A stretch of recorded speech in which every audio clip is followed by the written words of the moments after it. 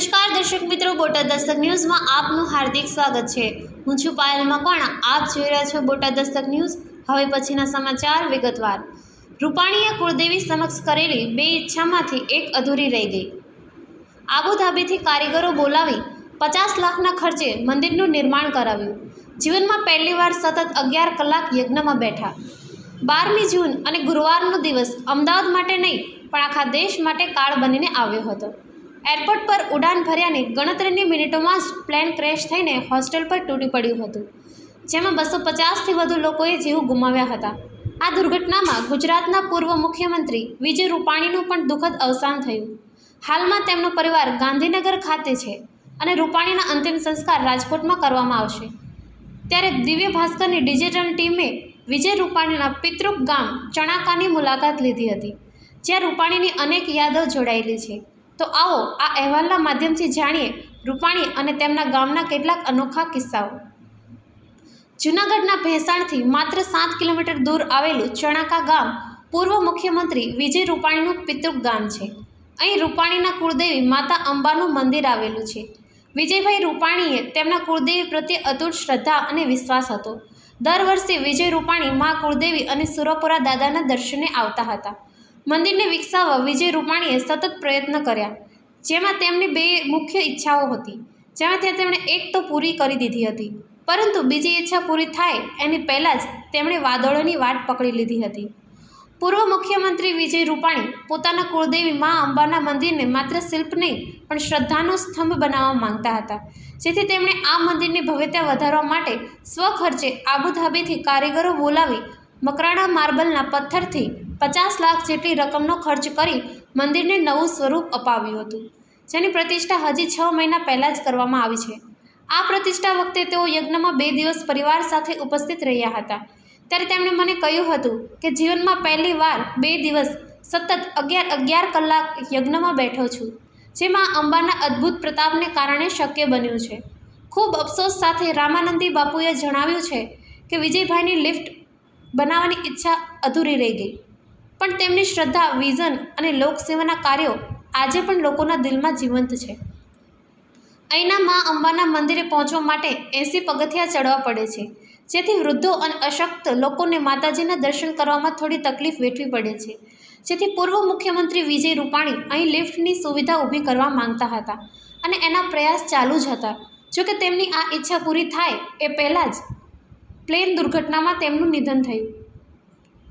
ચણાકાના રહેવાસી જનકલાલ ડોબરિયાએ ભાવુક સ્વરે જણાવ્યું હતું કે મારા અને વિજયભાઈના બાળપણથી સંબંધ હતા।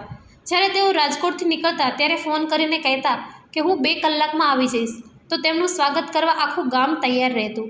ગામમાં કોઈ બીમાર હોય, સારવાર માટે રાજકોટમાં મદદરૂપ થવાનું હોય કે કોઈ પણ વ્યક્તિગત કામ માટે આગળ આવવામાં વિજયભાઈ કદી પાછા નથી ફર્યા।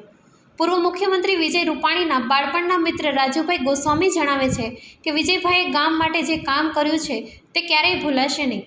પાણીની ટાંકી, ચબૂતરા, ગૌશાળા માટેના સંકલ્પો, ગામના નાની નાની અરજીઓનું નિરાકરણ તેઓ વ્યક્તિગત રીતે કરતા હતા। કોઈ પક્ષપાત વગર ગામના દરેકને પોતાનું જ માનીને કામ કરતા હતા। ચણાકા ગામના સરપંચ હરેશભાઈ રામાણીએ જણાવ્યું હતું કે વિજયભાઈ રૂપાણીનો દરેક ગ્રામજન સાથે વ્યક્તિગત નાતો હતો। તેમનો સાદો સ્વભાવ, લોકોના સુખ દુઃખમાં ભાગીદારી અને દરેક ગામના કામ માટેની તત્પરતા લોકોમાં હૃદયમાં ઘર કરી ગઈ હતી। તેમના મૃત્યુના સમાચાર મળતા જાણે આખું ગામ નિરાશ થઈ ગયું હતું, જાણે કે ઘરનો એક મક્કમ ખંભો તૂટી પડ્યો છે। હરેશભાઈ રામાણીએ વધુમાં જણાવ્યું કે વિજયભાઈ તેના નિવાસસ્થાને હાજર હોય કે ન હોય, પણ ચણાકાના કોઈ પણ નાગરિકના પ્રશ્ન માટે તેઓ ક્યારેય પાછળ નથી હટ્યા। ગામના રોડ, પાણી, વીજળી અને જીબી જેવી અનેક કામગીરી તેમના પ્રયાસોથી સંપન્ન થઈ હતી। અમે બધા લોકો તેમને માત્ર નેતા નહીં પણ પરિવારનો સભ્ય માનતા હતા। ઇન્દ્રેશ્વર મહાદેવના મંદિર અંગે વાત કરતા રામાનંદી બાપુ જણાવે છે કે વિજયભાઈના હસ્તે જે કામો આ ધામમાં થયા છે તે ભૂલાઈ શકે તેવી વાત નથી। તેઓ મુખ્યમંત્રી પદે હતા ત્યારે અહીંના સમુદાય અને સાધુ સંતોએ વિકાસ માટે આગ્રહ વ્યક્ત કર્યો હતો। વિજયભાઈએ માત્ર વાતો ન કરી હતી, પણ તરત યાત્રાધામ વિકાસ બોર્ડના માધ્યમથી ઇન્દ્રેશ્વરના વિકાસ માટે અંગત રસ દાખવી ₹4 કરોડની વધુની ગ્રાન્ટ ફાળવી હતી। તેઓ અહીં જ્યારે પણ આવતા ત્યારે સાધુઓના પગ સ્પર્શ કરતા અને દરેક અભિગમ મૃદુભાષી રાખતા। તેમના હસ્તે જે વિકાસ થયો છે તે આજે અહીંના લોકો અનુભવે છે. સંત નિવાસ મંદિર પાસે જ સાધુ સંતો માટે નિવાસસ્થાન તૈયાર કરાયું છે, જ્યાં રહેણાંક રૂમ, સુવિધાયુક્ત બાથરૂમ અને પ્રાર્થનાના સ્થળોની વ્યવસ્થા છે.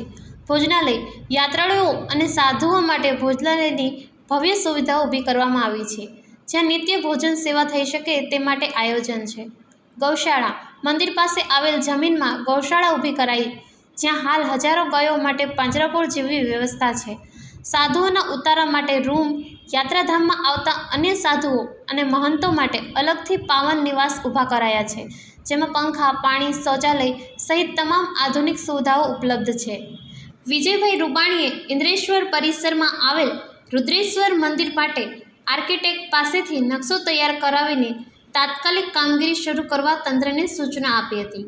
સૌજન્ય દિવ્ય ભાસ્કર, બોટાદ દસ્તક ન્યૂઝ, પાયલ મકવાણા, બોટાદ.